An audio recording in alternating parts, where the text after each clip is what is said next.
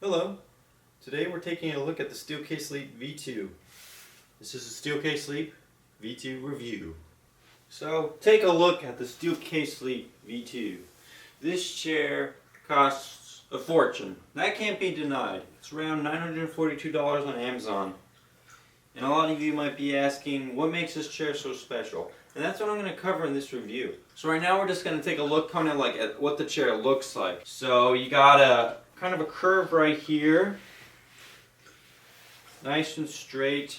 The arms are pretty simple looking, nothing too fancy. Fabric is kind of like a woolly material. Some people find it's rough, but it's really durable. I don't find it's too rough, even though in my old Steelcase chair over time it does get a little bit of rough, but nothing you can't fix with a little shirt over the back or something like that. This is the back design. It's got this unique bridge like that. It has a little Steelcase logo, nice little touch there. Got the curve right here. It has a lot of ventilation, little bridges for your back to breathe.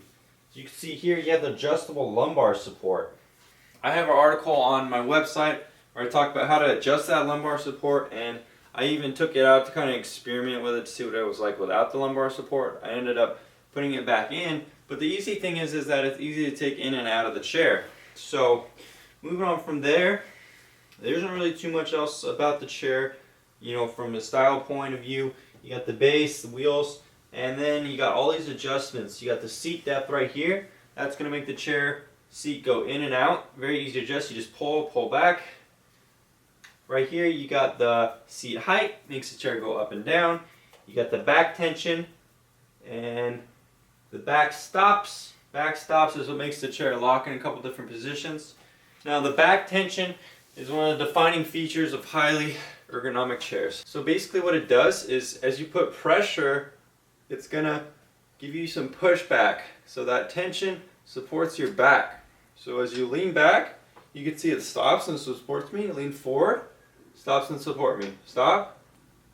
You can lean back pretty far in this chair, like so. Armrest right here can support you, which is good. So this is actually pretty comfortable like this. And then as you'll notice, the seat actually moves forward when you are moving like that. So here we go. Adjusts. It's a unique feature called the natural glide system.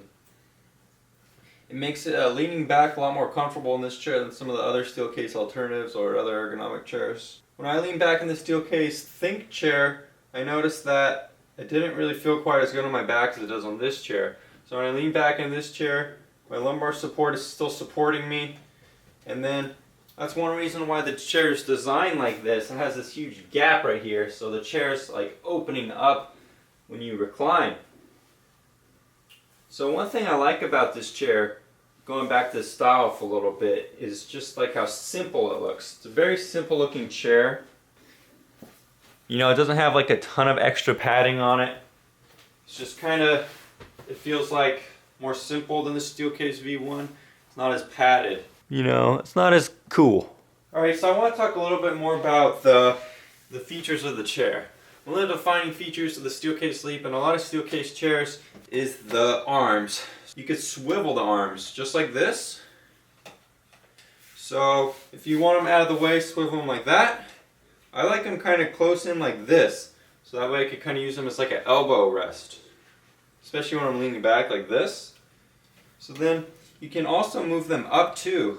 So you go up and you can still swivel. So there you go, more of a forearm kind of thing, and then move it back.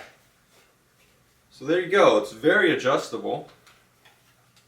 You can also move them up and down very easily, as high as you want. So this is another feature right here. I don't like my lower back to be too firm because I found that in my older chair right here, I think the cushioning wore down a little bit in the lower back, so I didn't notice too much back support. This one has a lot more cushion right here that I'm noticing, so I don't want it to be too firm. But if you want, you could dial the spring up just by going like this, and then it makes the back more firm.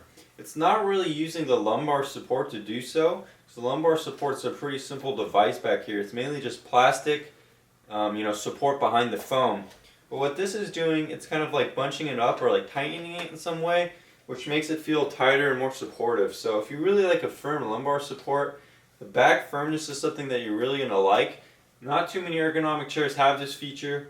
It's actually pretty complicated, so you're not going to see it in the Think or the Aimia. You're not going to see it in the Gesture either. And that's definitely going to be missing the adjustability of the lumbar support. So I'm not going to adjust this right now because I have it at the perfect setting. It takes a little bit of fiddling to get the perfect setting. But what you're going to do is you're just going to slide it up. It's really easy. You slide it up or down to the height you want it. So now that I've kind of gone over a lot of the features and stuff like that, what do I think of the chair?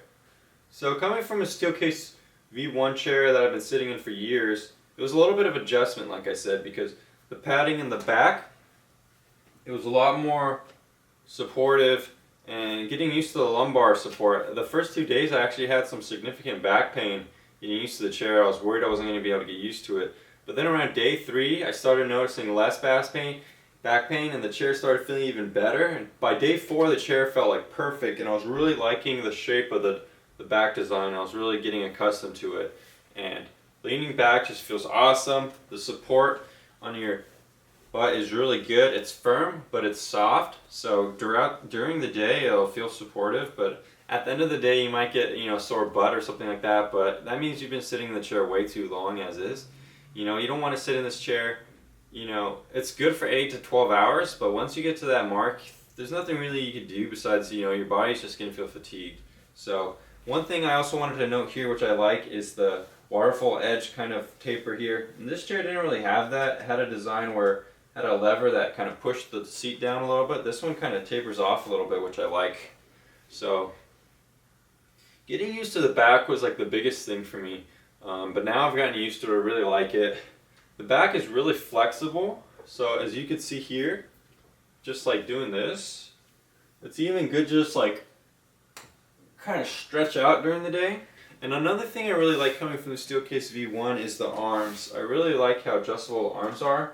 On my old chair, the arms didn't go forward and back. This one they do, which makes a really huge difference because I like using my armrests, close to me like this. I don't like using them like this, which you had to kind of do on this chair. This one you could swivel. You could swivel these, but you couldn't move them forward and back. So that's a pretty big difference, and I've noticed that leaning back is a lot more comfortable in the chair, and just using the chair in a lot of different setups is a lot more ergonomic for my hands and my keyboard and stuff like that. When I'm playing games, having your hands supported like that makes a huge difference. I don't want to compare it too much to the Steelcase V1 chair though, because a lot of people are going to be coming from low-end ergonomic chairs or chairs from Office Depot that aren't ergonomic at all. So this chair you're going to notice huge improvement. One thing you're going to love is the back tension. You're going to love the adjustability of the lumbar support. You're going to love how you can flex in the back. Overall, I would say that this is probably the best ergonomic chair out there for the price. Now you could get a cheaper ergonomic chair for around $642, Ergo Human chair. That's a good option too if you're really not wanting to go past that $600-700 point. But if you could spend $900 on an office chair, and not many people can, but if you can, this is going to be the best experience you're going to get. And these chairs have like a 10 to 12 year warranty.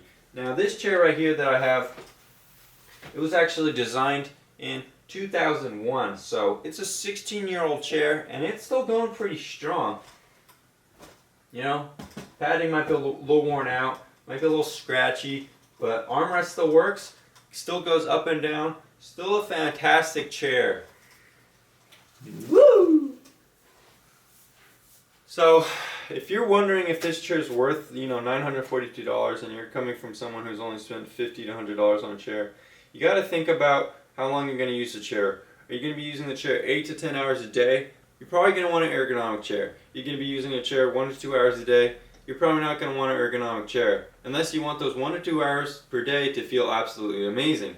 Now, you got to think about it also, is this chair going to last me this long? So if that's $900 over 10 to 12 years, that's not that much money.